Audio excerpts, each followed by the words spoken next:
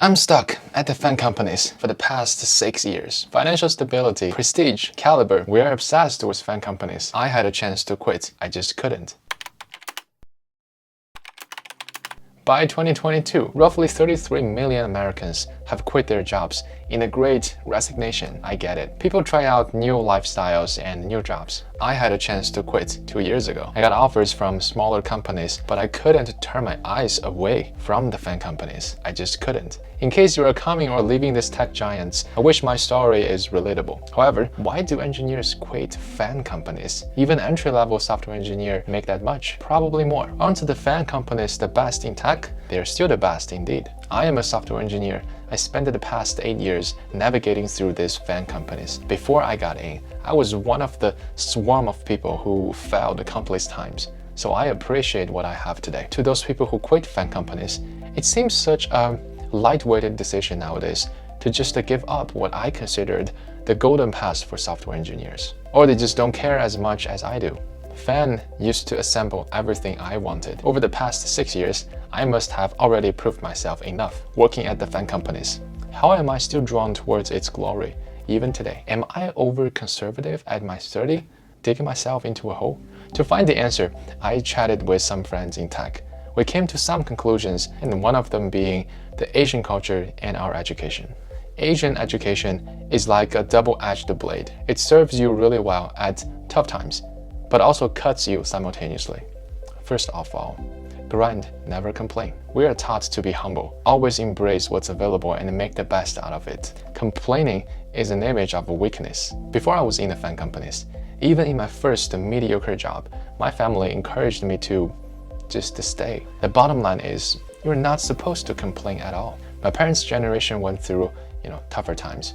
They didn't get to make choices, so they focus on grinding. This equation worked well for them, so it's passed on to us. Years before I even know what I was doing. I didn't get to choose if I like literature over science. I didn't get to pick a weekend guitar class over the weekend study session. You don't like the weekend plan? Who cares? Go finish your assignments. This typical Asian culture influences my work ethic. I don't find much to complain about at work. I'd be like, my high school stressed me out way more brutal than this. Come on. Work challenges nowadays are at a different level, but the brain still mitigates the stress just the same. When it comes to the fan companies, what amazing hands of cards. Be humble, don't look around, don't complain, stay. That is my default setting at work. Asian families set their kids on a golden path. In your eyes, there is perhaps only this one path to success. It's awfully scary to go off-road.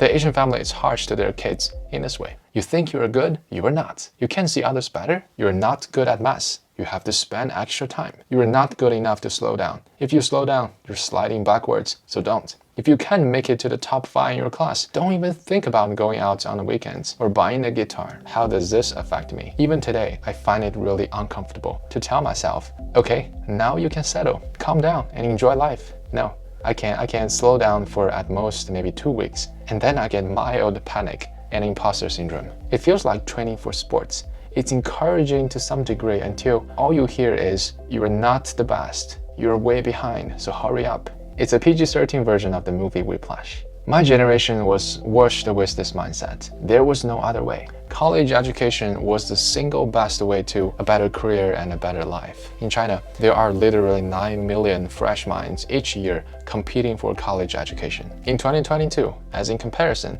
New York City has an 18+ million population. Imagine half of the New York City rushing to take exams on the same day every year. They're fighting for the few best colleges. If you skip the fight, you become a loser. This golden path, the best mid-school with the best high school with the best college, so on and so forth. And now, in my eternal vision, even though nowadays my career decisions are very independent from anyone else, I was still drawn towards the golden path. The fan companies, the Asian culture and education has one more side effect: the approval from others. It can be addicting. Here's how and why it happened. Tracing back to the school years, if you happen to become one of the best, let's say the top 5 students in the class, sure, you get some moments of joy, but your family and teachers will swing a hammer towards your face. There are others better. Why aren't you the top 5 of the school? Your excitement is replaced, washed out with fast beating hearts and a rush of adrenaline. Wait, am I not good enough? Who is better and how can I beat them?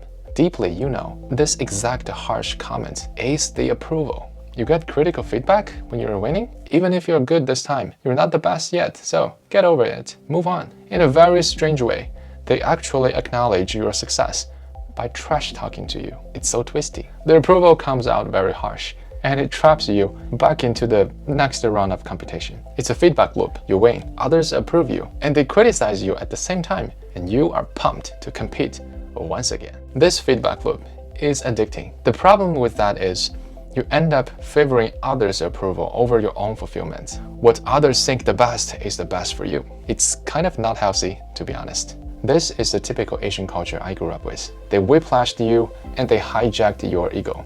What's worse is, if the approval comes from an, let's say, academic-related context, or if the subject is science or engineering, well, think about it. The prestige is X times better than just making a decent income. When it comes to working at the fan companies, this level of prestige and caliber is way over the roof. Everyone in the industry knows about these top tech companies, right? And the majority of people don't even have the chance to get in. It's like a worldwide contest where so many smart engineers compete. It's the ultimate approval from others towards a young Asian professional in engineering. By default, I was culturally wired to weigh such approvals over pretty much everything else. Asian culture doesn't really guide kids towards their passion or creativity. It's all about following the golden path. I personally have some friends, young Asian professionals, who don't really find passion in their careers. Ouch. I was lucky. The first week in the US, I was picking a major. That's perhaps one of the most critical decisions and the most typical Asian culture guided decision that I ever made. Knowing it's hard, knowing the language barrier, having a minimum background in computer science, but it's validating and it leads to great prestige.